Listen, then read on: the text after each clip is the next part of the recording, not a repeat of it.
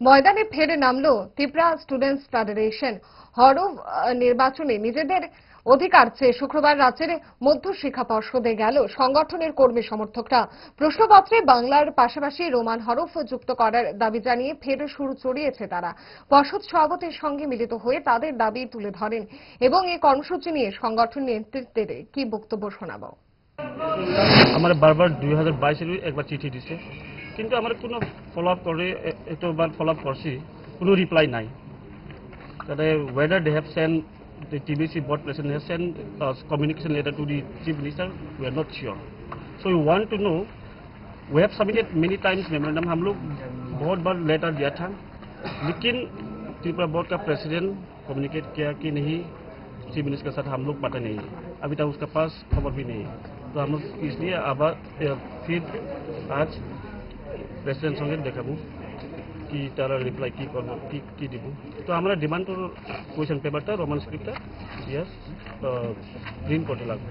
যদি তারা কোনো রিপ্লাই না এলে তো আমরা তো আন্দোলন করবোই। রোমান হরফে স্ক্রিপ্ট চালু করার দাবিতে শুক্রবার রাজ্য মধ্য শিক্ষা পর্ষদে ঘেরাও বিক্ষোভে ডেপুটেশন কর্মসূচি নিয়ে হাজির হয়েছিল ত্রিপুরা স্টুডেন্ট ফেডারেশন। পর্ষদ সভাপতির হাতে তুলে দেওয়া হয়েছিল তাদের দাবির স্মারকলিপি। পর্ষদ সভাপতির বক্তব্য আন্দোলনকারীদের সন্তুষ্ট করতে পারেনি। অসন্তুষ্ট পড়ুয়ারা পর্ষদের মূল ফটকে তালা ঝুলিয়ে বিক্ষোভ দেখাতে থাকে।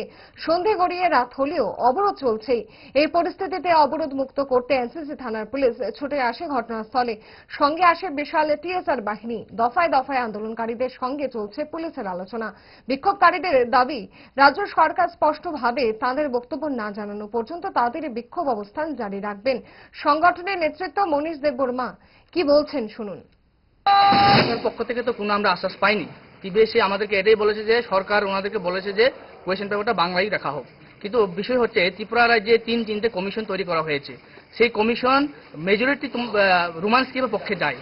তো তাতে সরকারের কি অসুবিধা যে রোমান স্ক্রিপ্টে কোয়েশ্চেন পেপারটা সেট আপ করতে এবং রোমান স্ক্রিপ্টের দাবিটাকে ওরা নিয়ে গ্রহণ করে নিতে, ওদের কি সমস্যাটা কোথায়? সরকার এটা সামনে এসে জনগণকে ওরা বলা দরকার, সেটা আমরা এটাই মনে করি। আচ্ছা, তোমাদের এই আন্দোলন বিক্ষোভ কতক্ষণ থাকবে? আমরা যতক্ষণ পর্যন্ত আমরা সরকারের পক্ষ থেকে কোনো আশ্বাস না পাই আমাদের এই আন্দোলন চলতেই থাকবে।